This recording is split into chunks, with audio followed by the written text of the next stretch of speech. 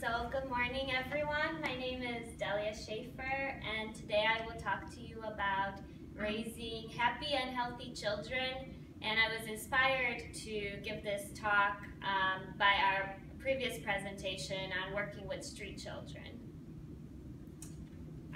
So I believe that raising happy and healthy children is definitely a parent's responsibility.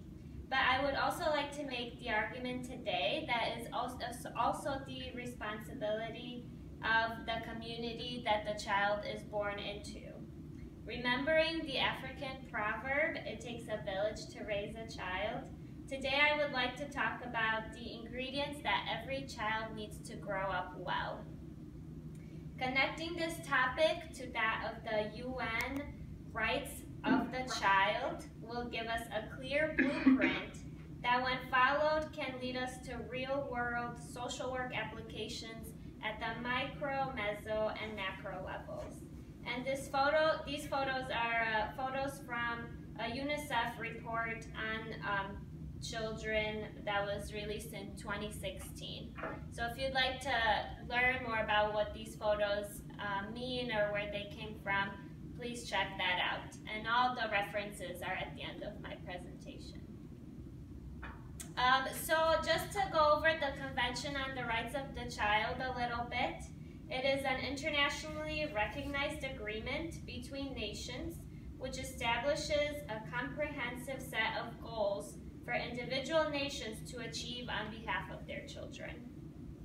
It was adopted in 1989, and there are currently 196 countries who have signed the convention. The convention has 7 major tenets.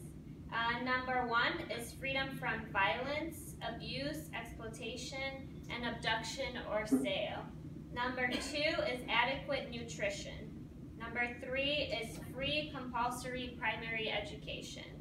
Adequate health care is number 4. Number 5 is equal treatment regardless of gender, race, or cultural background. Number 6 is freedom of thought and expression. And 7 is a safe place to play and grow. These are all things that children should have, and that is basic rights. These are the basic rights of children. The Convention on the Rights of the Child is the most widely and rapidly ratified human rights treaty in history. The United States is the only country in the world that is dragging its feet on this. So they've sort of like signed on, but they have not ratified yet because some groups fear that the convention is somehow in conflict with the United States Constitution, and that would take away rights or laws that the country or states give.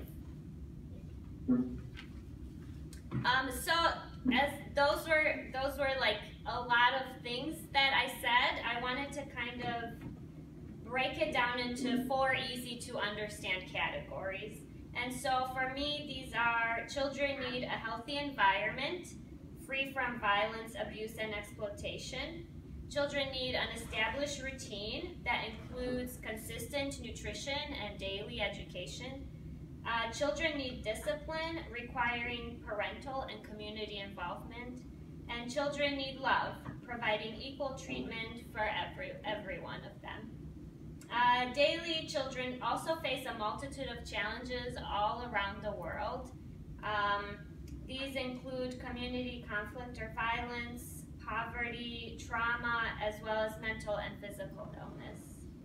As adults, we are charged with the care of all children in our midst.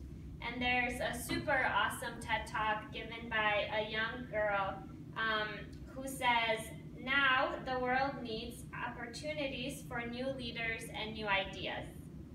Kids need opportunities to lead and succeed. Are you ready to make the match?" So please check out her talk. It is also at the end of my presentation. It's amazing. She's amazing. So on to my interventions. I have macro, meso, and micro interventions that I thought of. But the first step, at least in the US, should be to unconditionally ratify the UN Convention on the Rights of the Child. This is something that we can get involved with immediately. The second tier of the macro interventions include advocacy at the state and national levels, encouraging our representatives to vote for minimum wage laws that would help parents provide for their children, as well as push for equal access for quality education for every child. At the meso level, we can work in our communities to support local organizations that provide services to children and their parents. Some of these organizations that are particularly cool, I think, include After School Matters, Youth Guidance in Chicago, and Saving Lives Inspiring Youth, our professors' organization.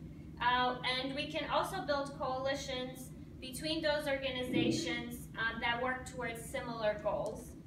And if we don't see an organization present, we can create one, which is maybe something that Gordian hopes to do in Uganda. At the micro level, it is up to us to partner with our clients and share resources with them.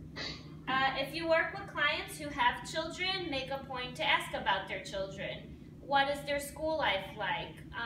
Do you need parenting classes? Do you want to learn about nutrition so you can make sure that your children are properly fed, so your family's properly fed and taken care of?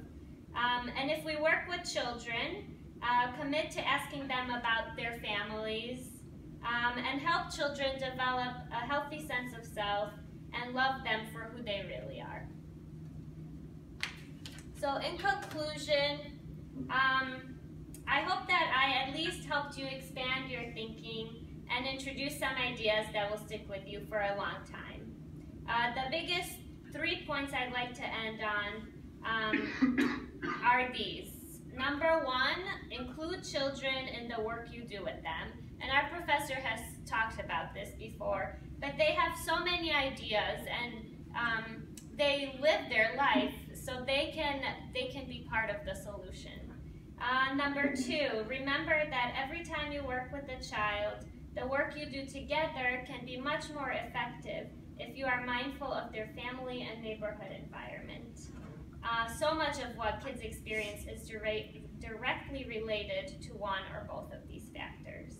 And finally, I hope that I have at least inspired you to rediscover a topic that you are passionate about.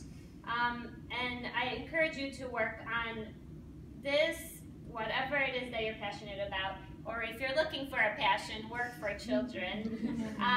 And if one person can make such a huge impact, imagine all of us working together for children. What a big impact we would make throughout our lifetimes. Thank you. That is it. Yay.